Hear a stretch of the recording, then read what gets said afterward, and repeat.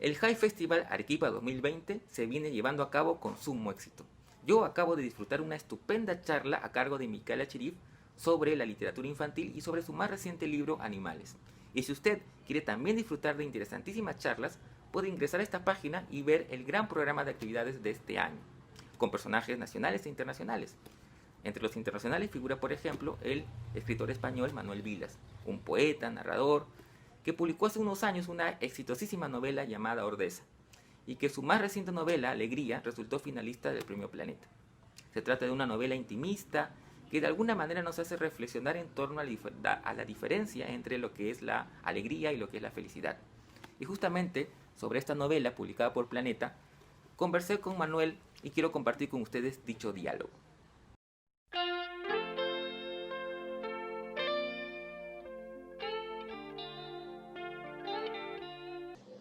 Hola Manuel, gracias por tu tiempo y poder darnos la oportunidad de conversar sobre tu novela más reciente, que es Alegría, que Sí, además resultó finalista del Premio Planeta.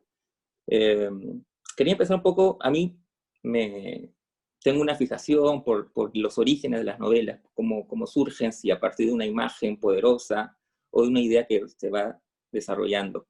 Eh, claro, Alegría de alguna manera es una novela que se puede emparentar con tu novela anterior, Ordesa, que era una novela básicamente, digamos, de un hijo, y en este caso Alegría vendría a ser la de un padre. Eh, y hay, como te digo, bueno, evidentes relaciones entre ellas, ¿no? De hecho, el narrador de Alegría cuenta pues la gira promocional de una novela exitosa eh, que podría ser Ordesa, pero también yo encuentro un tono, no sé si me equivoco, pero un tono similar o que las une. ¿Cómo surge Alegría? sí, bueno, Alegría, como bien has dicho, está muy hermanada con Ordesa. Eh, Alegría surge es hija de la promoción de cuando yo estaba viajando por el mundo y iba eh, de ciudad en ciudad hablando de Ordesa, ¿no?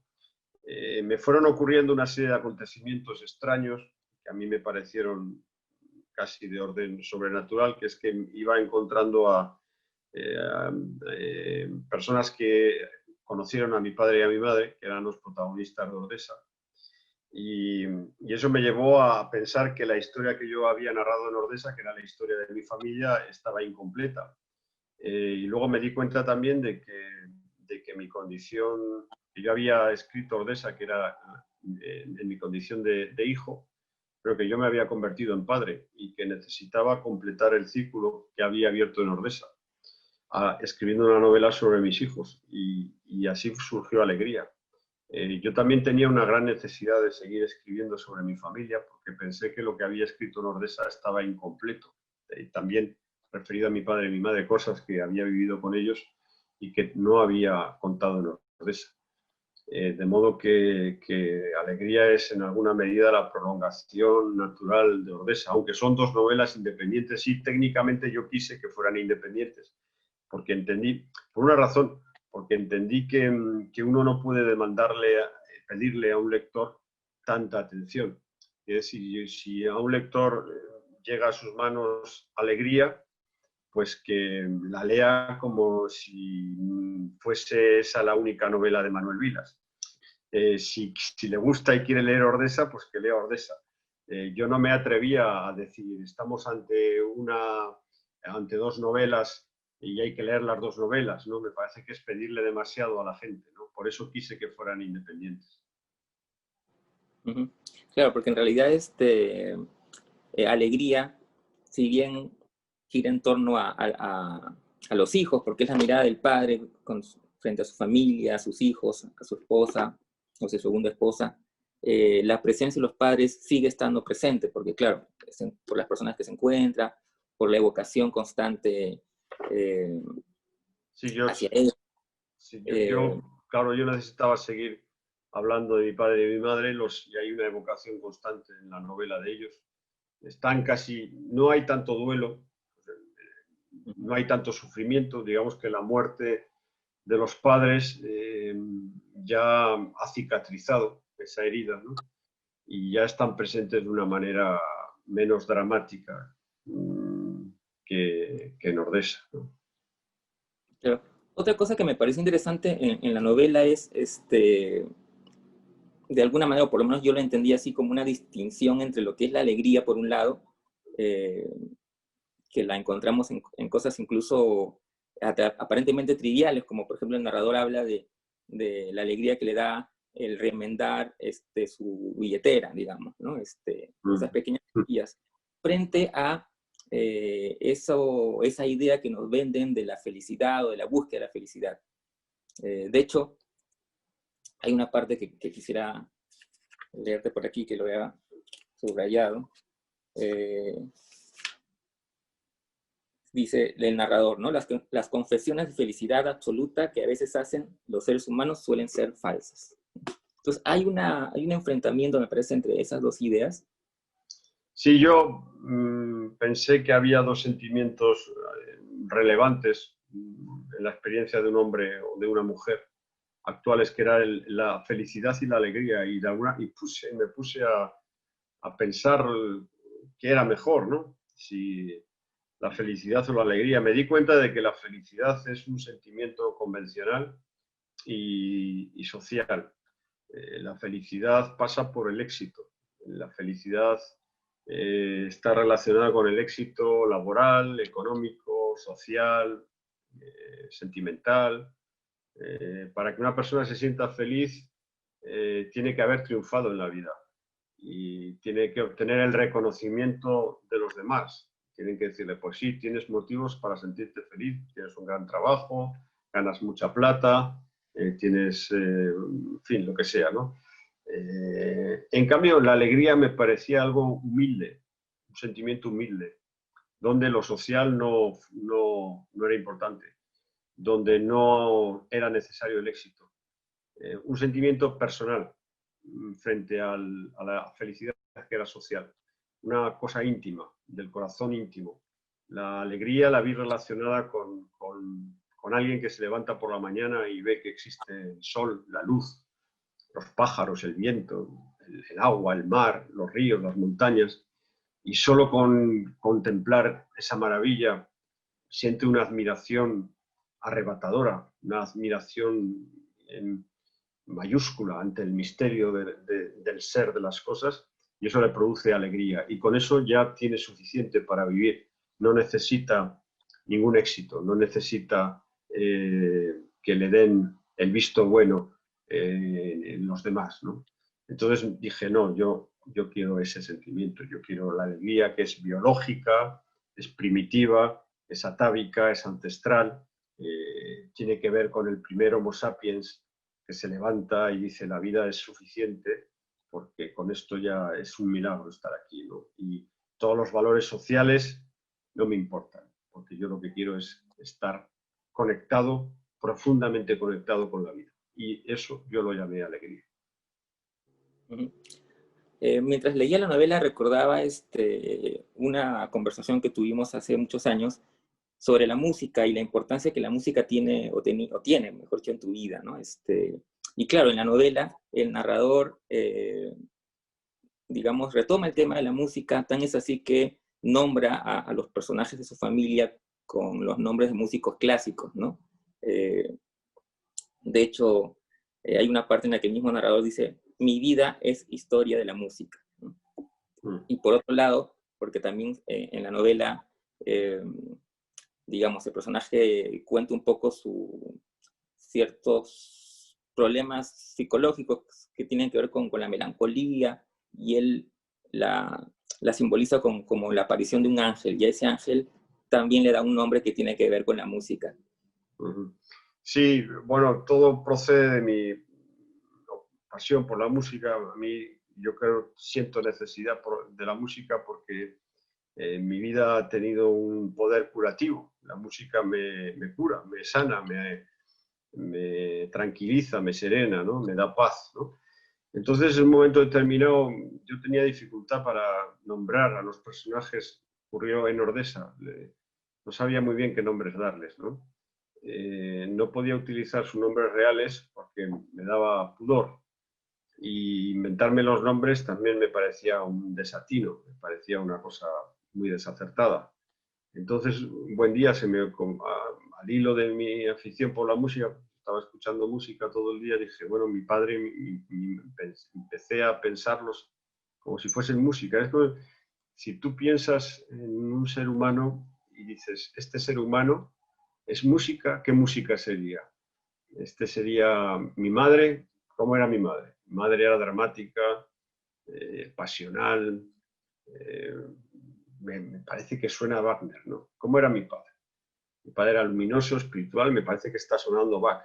Era como si las almas de los seres humanos pudieran quedar simbolizadas a través de una música, ¿no? Y así dije, bueno, pues voy a nombrar a toda mi familia con los nombres de los ilustres compositores de la historia de la música. Y había también allí una dosis de devolver belleza a mi familia, ¿no? El narrador dice, mi familia es historia de la música, ¿no?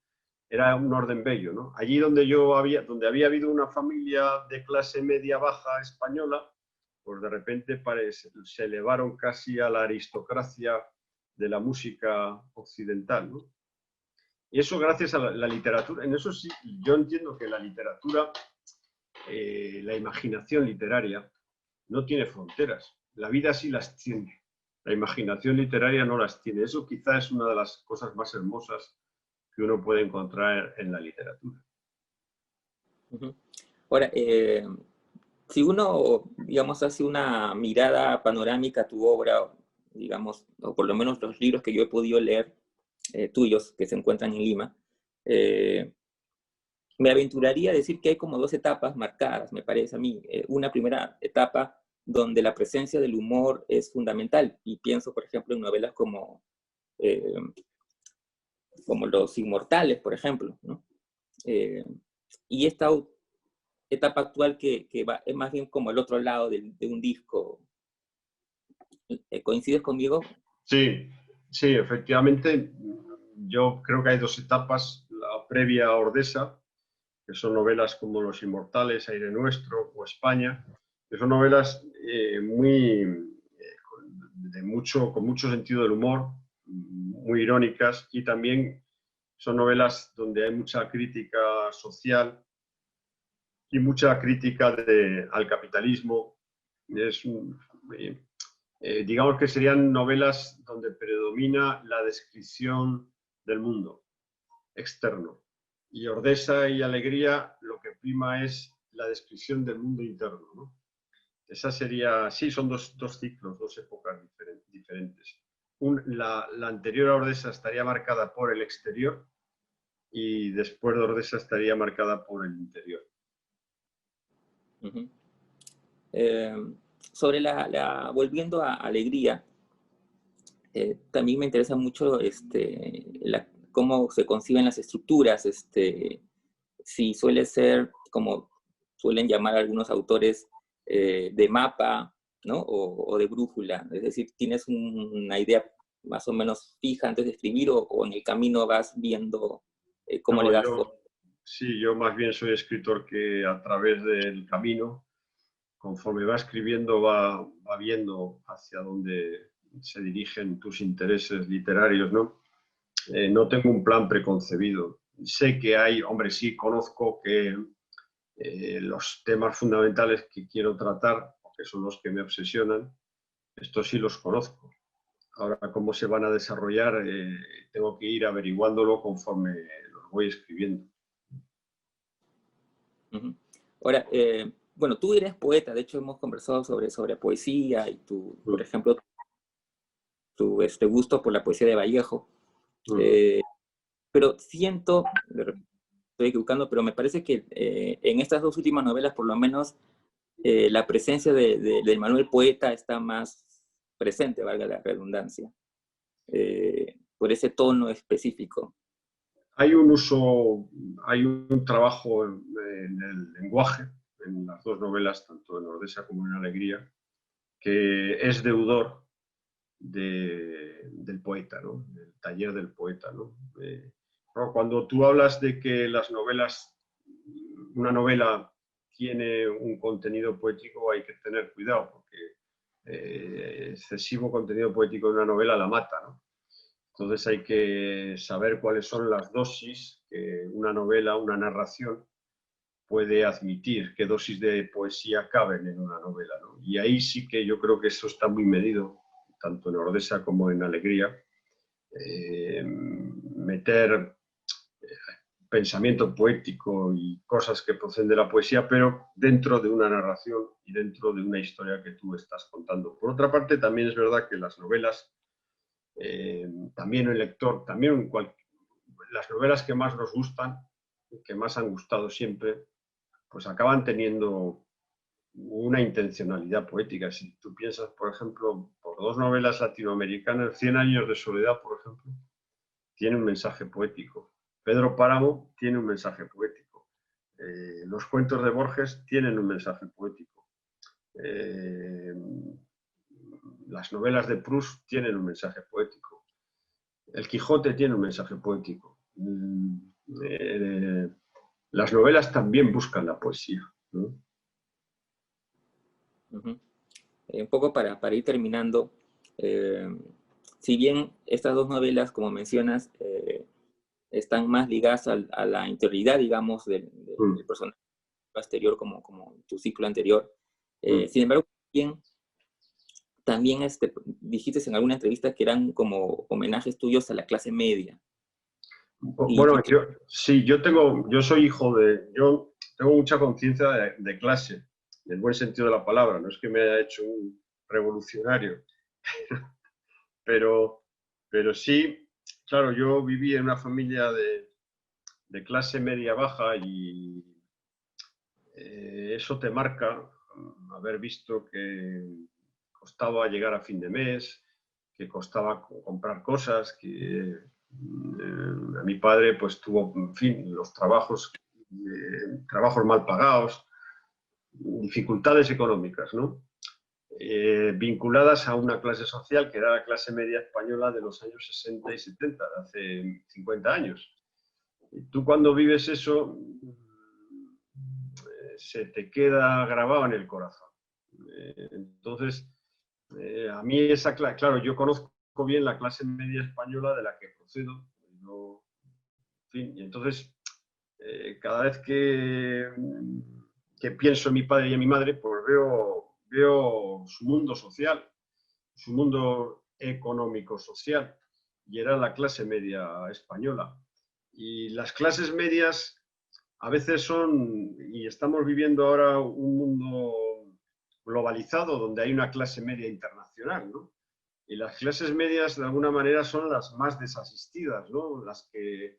Son las que sacan adelante un país con su trabajo, sacan adelante los países y son las que más sufren cuando hay dirigentes y cuando hay políticas nefastas.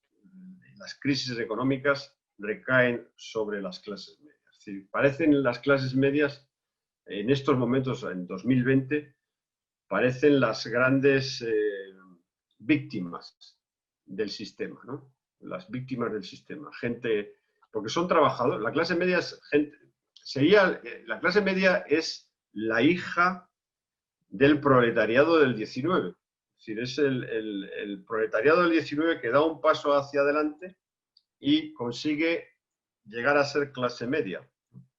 Pero somos hijos de los... O sea, la clase media es hija del mundo de los trabajadores del 19, del siglo XIX. Si el siglo XIX fundó la Internacional Obrera, el siglo XX y el siglo XXI fundó la Internacional de las clases medias, ¿no? Y por eso me preocupan las clases medias, ¿no? Porque, sobre todo porque son gente... La clase media es gente que trabaja. A mí me produce un enorme respeto el trabajo de la gente, el trabajo de un taxista, el trabajo de un albañil, el trabajo de un médico, el trabajo de un limpiador, los trabajos, el mundo del trabajo, porque es un mundo del esfuerzo como un fin colectivo. Entonces, yo en eso creo, porque lo viví en mi padre y creo que eso es una manera de solidaridad también, de vivir codo con codo sacando adelante las cosas, ¿no? Y eso a mí me produce siempre mucho respeto. y por eso en las novelas pues intento reflejar ese mundo de la clase media, de la gente que trabaja.